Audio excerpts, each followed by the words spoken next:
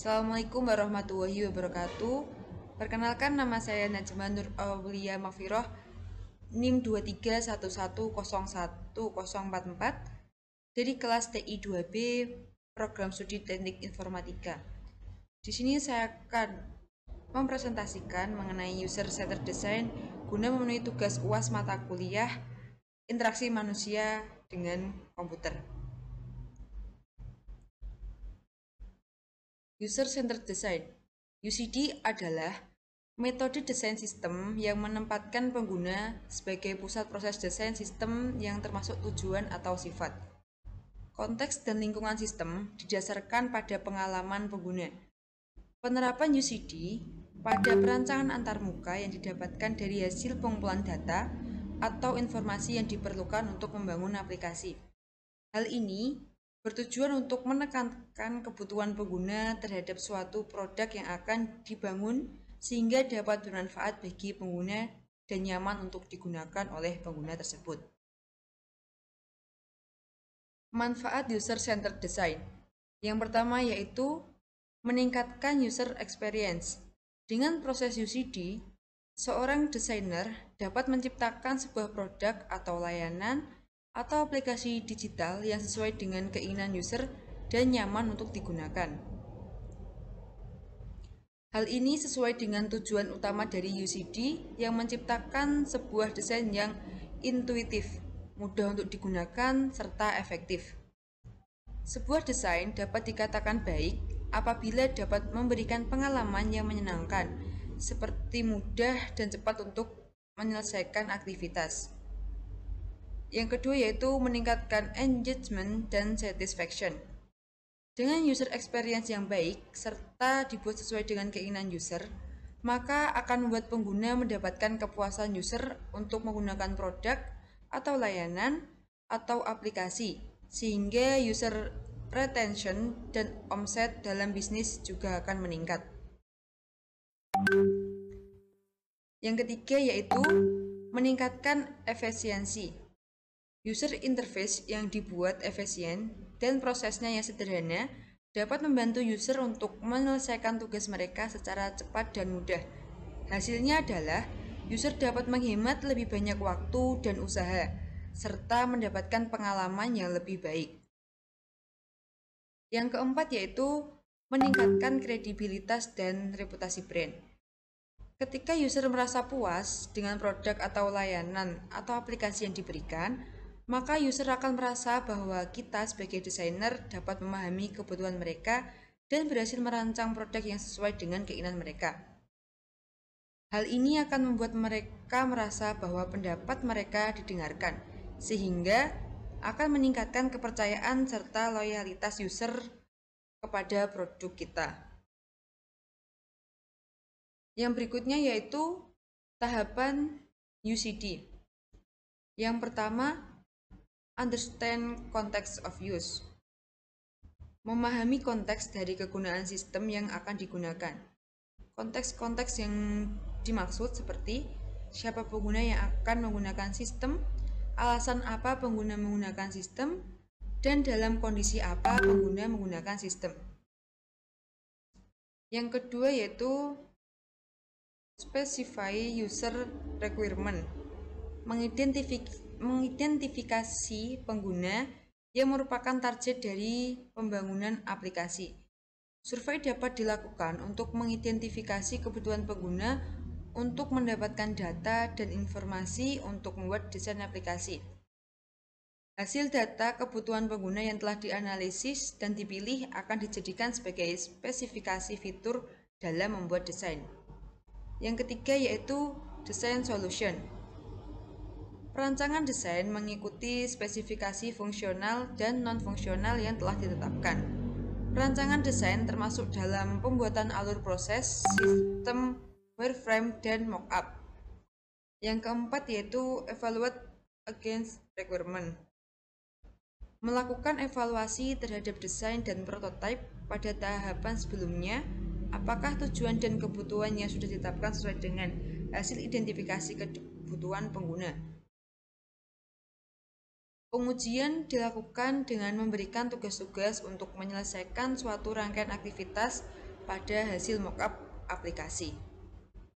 Yang berikutnya yaitu Software Development Life Cycle Waterfall.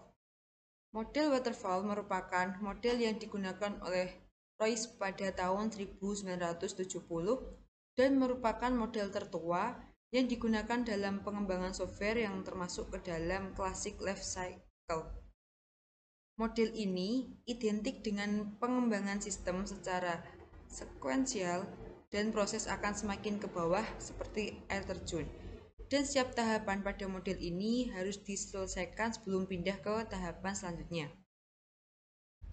Untuk meyakinkan bahwa setiap proses dapat selesai, maka model ini juga bersifat rekursif, yaitu setiap proses dapat diulang sebagai tujuan pengembangan tercapai. Keunggulan menggunakan metode waterfall yaitu mudah untuk dipahami karena proses yang terurut. Penerapan feedback dan cocok digunakan untuk pengerjaan proyek yang sederhana dengan waktu yang singkat. Dalam waterfall ada 5 tahapan.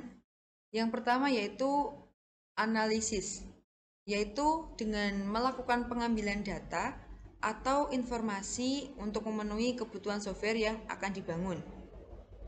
Yang kedua yaitu desain. Hasil analisis data atau informasi yang telah dilakukan selanjutnya dibangun rancangan desain software untuk mendapatkan gambaran yang jelas terkait perangkat lunak yang akan dibangun. Yang ketiga yaitu implementation, yaitu pengimplementasian hasil desain yang telah dirancang ke dalam bentuk program. Yang keempat, testing. Pengujian pada perangkat lunak yang penting untuk memastikan aspek fungsional dapat berjalan dengan sesuai. Yang kelima yaitu maintenance, yaitu proses selanjutnya yang dilakukan yaitu pemeliharaan atau perbaikan yang mungkin terjadi ketika aplikasi dilakukan oleh user. Tahapan tersebut seperti gambar yang sudah saya sediakan di pojok kanan, di mana dari atas dirinya analisis, desain, kemudian turun ke implementation, kemudian testing, dan yang terakhir adalah maintenance. Yang berikutnya yaitu prinsip user-centered design. Yang pertama, fokus pada pengguna. Perancangan harus berhubungan langsung dengan pengguna sesungguhnya atau calon pengguna melalui interview, survei, dan partisipasi dalam workshop perancangan. Tujuannya adalah untuk memahami kognisi, karakter dan sifat pengguna, serta karakteristik antropometrik.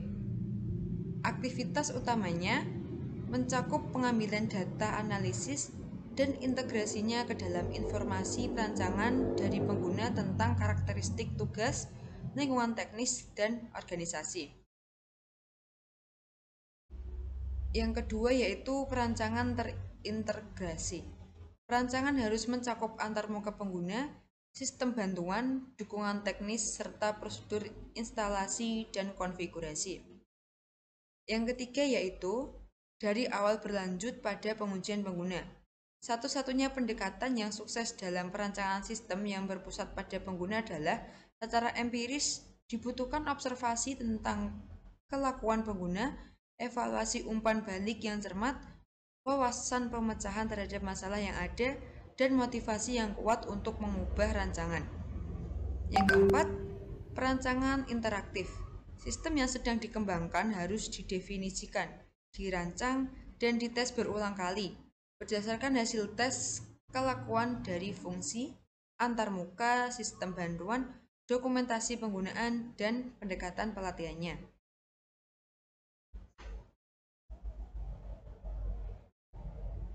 Aturan user-centered design.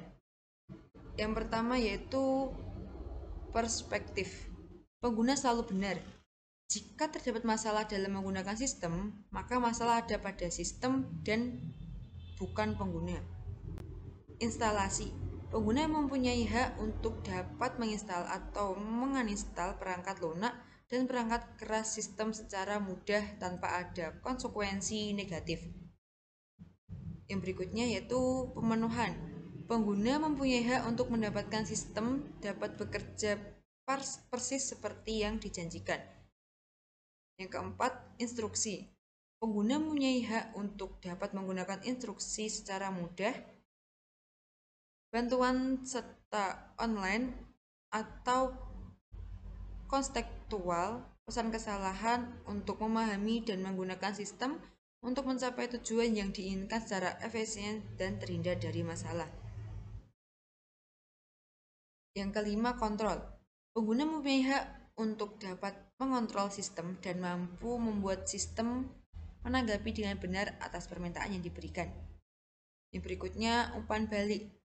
Pengguna mempunyai hak terhadap sistem untuk menyediakan informasi yang jelas, dapat dimengerti, dan akurat tentang tugas yang digunakan dan kemajuan yang dicapai. Keterkaitan. Pengguna mempunyai hak untuk mendapatkan informasi yang jelas tentang semua prasyarat yang dibutuhkan sistem untuk memperoleh hasil terbaik. Batasan. Pengguna mempunyai hak untuk mengetahui batasan kemampuan sistem. Yang berikutnya, asistensi. Pengguna mempunyai hak untuk dapat berkomunikasi dengan penyediaan teknologi dan menerima pemikiran dan tanggapan yang membantu jika diperlukan. Yang terakhir yaitu usability. Pengguna harus dapat menjadi penguasa teknologi perangkat lunak dan perangkat keras, bukan sebaliknya. Sistem harus dapat digunakan secara alami dan intuitif. Faktor dalam pengujian produk. Beberapa faktor yang harus diperhatikan saat pengujian produk adalah sebagai berikut. Yang pertama yaitu usefulness. Produk harus mencapai tujuannya sesuai dengan kebutuhan user. Yang kedua, learnability. Produk harus mudah digunakan sehingga pengguna dan pencarian informasi tidak harus dilatih terlebih dahulu. Yang ketiga, effectiveness, yaitu layanan sistem informasi produk harus baik bagi para pencari informasi seputar produk, seperti pengolahan basis data yang bebas dari error. Yang keempat, attitude. Produk harus senyaman mungkin digunakan oleh user. Oleh karena itu, produk yang dikembangkan harus memperhatikan tingkat kesopanan pada user.